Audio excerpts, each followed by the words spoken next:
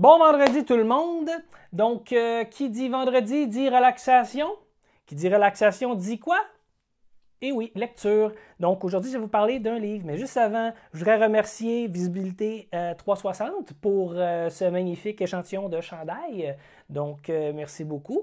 Et puis, je vais vous parler aujourd'hui du guide du photographe voyageur de Michael Freeman. Michael Freeman, qui est un photographe reporter, donc il a fait pas mal le tour du monde. Et il y a énormément de livres aussi que vous pouvez vous procurer. Il y en a fait sur le noir et blanc, il y en a fait sur les photos de paysages, sur les portraits.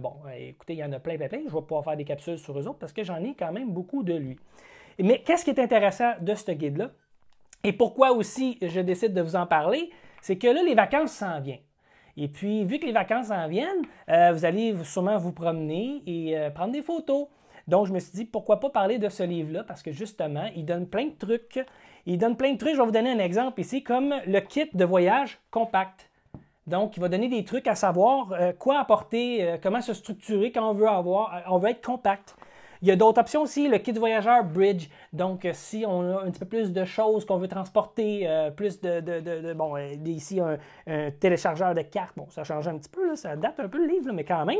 Ici, le kit voyage réflexe. Donc, si vous avez un boîtier réflexe, vous l'emmenez avec vous en voyage et tout. Donc, c'est super intéressant.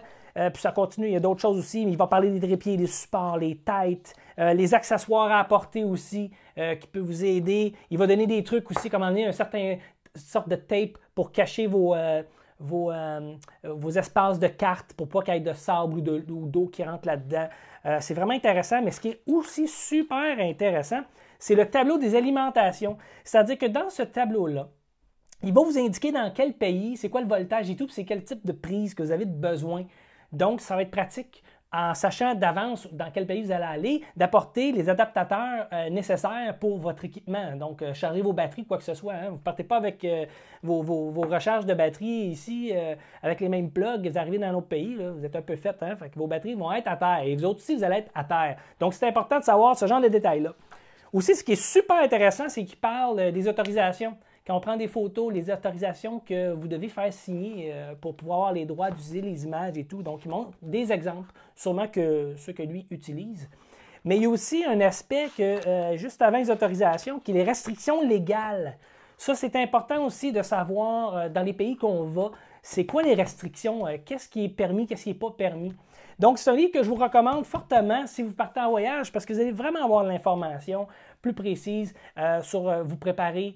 Il donne même des indices au niveau de la luminosité, les climats, les pluies, les ondes tropicales. Écoutez, c'est vraiment une bonne référence au niveau du voyage. Donc, je vous invite à laisser des commentaires en bas de la vidéo et aussi des suggestions s'il y a des livres que vous aimeriez entendre parler ou des sujets qui ont pu être traités dans un livre. Ça va me faire un plaisir de lire le livre et de vous en parler. Donc, je vous dis salut!